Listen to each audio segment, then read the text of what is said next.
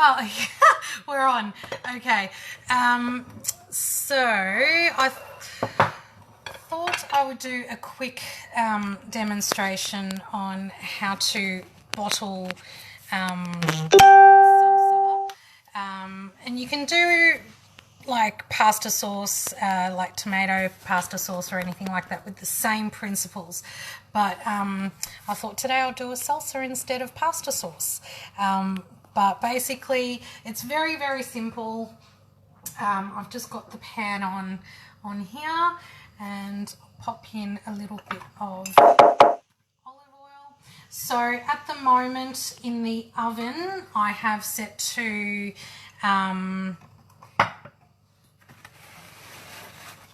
it's over 100. Yeah, so I've got a couple of jars in there I'm sterilising, and then over here on the stove I have just a couple of lids boiling. And this is really good because if you accidentally make too much sauce and you think, oh well, I don't have the freezer space, what do I do with it? Just quickly jar it up and you can leave it in the pantry. So simple. I do that with my pasta sauce all the time, which I'll show you. So this is my pasta sauce here. So there's carrot, celery, onion. It's got the semi-frito, and it's sealed. So you can see that there, the button is down. You can't make that clicky noise with it. And I'll explain how we will do that. So anyway, quick salsa. I've got just some diced onion here.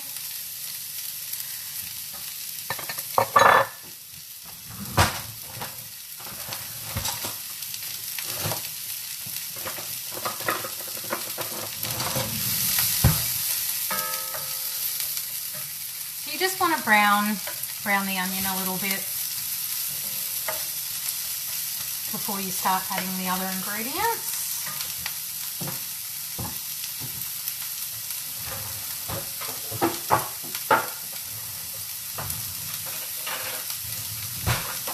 So these tomatoes I have here are grown locally.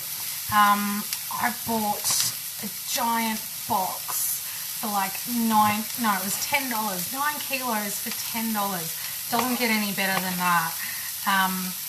It's just crazy how much the supermarkets charge you sometimes, and not only that, but the flavour of the supermarket ones I just really can't. I mean, they're okay, you know, but compared to homegrown and tomatoes, it just does not compare at all. So my tomatoes in the garden, they're still trying their little hardest to ripen. They're still green. I've got, yes, these are Flavorite ones, Ash. So they're, I believe, hydroponic, grown locally here, which is good. Yeah, so these are so ripe and beautiful tomatoes. And I just find while they're in abundance as well, it's a good opportunity to be able to learn how to preserve them, especially if you're growing them yourself. So yeah, my poor tomatoes still green, but I have this amazing recipe, curry recipe, which I love cooking. With green tomatoes, and the flavour of them is so nice. Yeah, really nice. So the onions are browning, and this is when I like to add my seasoning to it. So before I add anything else, this is my own Mexican type of seasoning. So in here I've got smoked paprika, cayenne pepper, oregano, cumin, lots of cumin. Oops, that's probably too much. We don't want all of that in there. What else is in here? Garlic and onion powder, coriander. lots of coriander powder as well, ground coriander. Which reminds me I need to get the coriander, the fresh stuff from the fridge to put in this too. Okay, so you just basically want to cook off the spices a little bit, because otherwise I find it just tastes really raw if you just add it in afterwards. So I like to toast it, and it just really gives it a nice smoky flavour as well. So once that's in, you can put your, I've got jalapenos here which I've chopped up. Yeah, the green tomato curry is just so nice. The tomatoes just hold their texture a little bit better, I find, but they're not sour at all, which is really weird. But I use fenugreek, and I've just put some diced capsicum in, so I've got green and red capsicum going in now as well.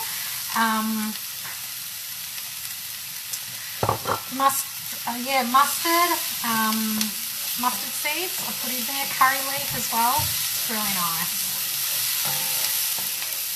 Might have to do that on one of my next videos. So you just want to basically give the capsicum and onion a good little toss through. Just brown it off nicely. And I like to put the garlic in sort of towards the end, because I hate the taste of burnt garlic. So I just add that in too. So however much you like. I put in a fair bit, that was almost full. Forgot to show you what was in there.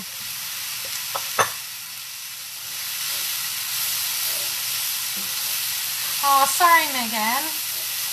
I'm glad you're able to view this one though, so that's a bonus. I'm glad I stopped the other one and was able to do a second one. I know Ben said to me, oh look, the segments go for about half hour or so, but sometimes when I get an idea of what I want to do, I'm not the best with timing, unfortunately, which can be a bit of a struggle in my line of work. But anyway, the garlic's in, and you just want to brown that off a little bit. All the spices of the seasoning that I used is coming through as well. And the cayenne, the jalapenos. Woo. All right, just don't breathe in the smoke. So roughly chopped up some tomatoes. Now I like to just add them as I'm going, so they kind of cook in different stages. So you'll have ones that cook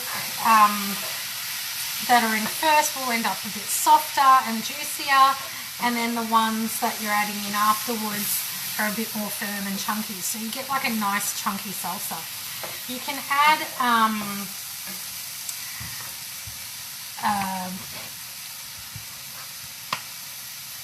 I've gone blank. What was I going to say? I can't even... Oh, mushrooms. Right. You can add mushrooms into this as well, which is quite nice. And so while we're just cooking it down a little bit, I'll talk about how to preserve it.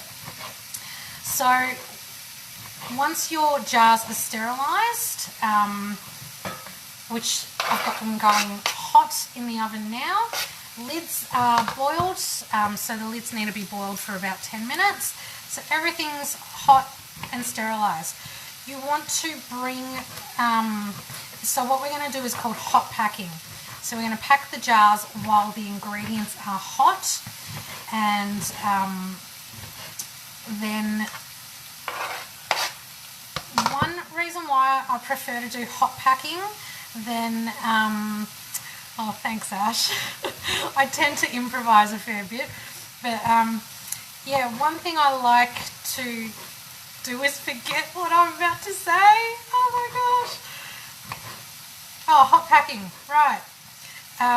Rather than packing raw ingredients, especially with things like fruit and sauces and that sort of stuff, is as things cook down, it reduces in the jar, so then you end up with a lot more headspace as well, and we don't want too much headspace, because one of the things about preserving is not having the air in the jar if you can help it. So I like to fill all my jars till about a centimetre and a half from the top of the lid, or the lip. So I like to pack it quite high. I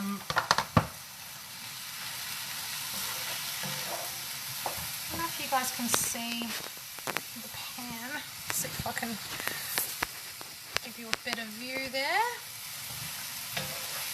So the lighting in my place is pretty bad, sorry guys. Plus I have a cracked screen which goes right over the camera, so that doesn't help. So I'm looking at buying a new phone actually. So just turn that up a little bit. You don't want to add extra water into this because the tomatoes have enough of a water content that they will continue to let out, I suppose, that as they break down, it'll create that sort of salsa-y sauce, and you can already see it's a nice consistency. I might put one more tomato in there, I think. So you definitely don't want any more water. So what we're going to do is hot pack the jars, and once they're packed, I'll water bath them for 10 minutes. So what that means to water bath is to seal your whole jar, not too tight, with the lid on. Pop it in a big giant pot full of boiling water. You bring it up to the boil, and once it's at the boiling point, you let that go for 10 minutes. Take it out, and that means your food has been heat processed. Any chance of bacteria or botulism is usually gone. Botulism spores will die off at 80 degrees. No, sorry, the toxins. The toxins die off at 80 degrees. The spores, however, are a bit more hardy, and they do need up to 120 degrees, and that's where pressure canning comes into play for things like meat products. But for things like your tomatoes and sauces like that, just a water bath is perfectly fine. Sometimes you'll find it may not even be necessary. So for things like jam, because you're boiling the jam for so long, for at least 10 minutes, that's essentially doing what the water bath does when you're hot packing anyway. So a bit of salt into it as well, and a good grind of pepper.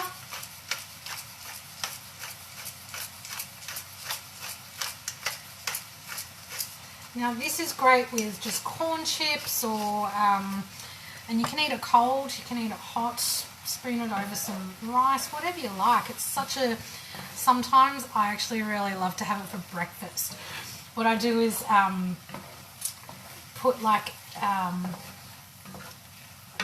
little frying pan, like the smallest one I have, or a little saucepan. I'll crack an egg into it, pop the lid on, and then sprinkle it with cheese and fresh coriander afterwards. It's so good. It's like the Mexican version of shakshuka. So yum. So that's pretty much it, guys. I'll show you what it looks like there, the consistency. I'll turn that off, and it's a bit steamy. Just like my glasses, anytime I open up the oven, it's like I can't see what I'm doing. But that is a really nice thickness there, and the smell between the spices, the Mexican spices I've put in it, and the garlic and onion, it's so nice. So now I'm just going to quickly grab some coriander from the fridge because I forgot to grab it before. Chop that up and pop that through, jar it up, water bath it for 10 minutes, done. Then you can pop it on your shelf just like this. As it cools down, it'll create a vacuum seal, And make sure that you don't put your fingers in boiling water, because that's not smart. I was going to show you. I wonder if I've got one here. No. So what you want to do is you can use recycled jars. I never buy new jars. Just ones with, can you hear the little poppy? That's what you want. One with a poppy lid, so that when it seals in the jar and it cools down, that pop will stay down, and that's when you know it's sealed correctly and you can leave it in your pantry for indefinitely. Yeah, so that's my little lesson there on preserving. And yeah, so you can pop your,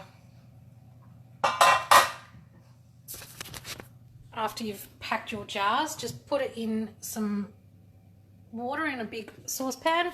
You want the water to come up at least an inch or two over the top of the lid. Boil it for 10 minutes and then take it out, let it cool down, and hopefully you hear that ping, and that ping gets me excited. I know it's sealed properly. And yeah, so this salsa is so yummy, just with some corn chips or flatbread, or with your eggs in the morning, even on a salad as a dressing. It's really yum. Thanks for watching, guys, and hope to see you next time. Ciao.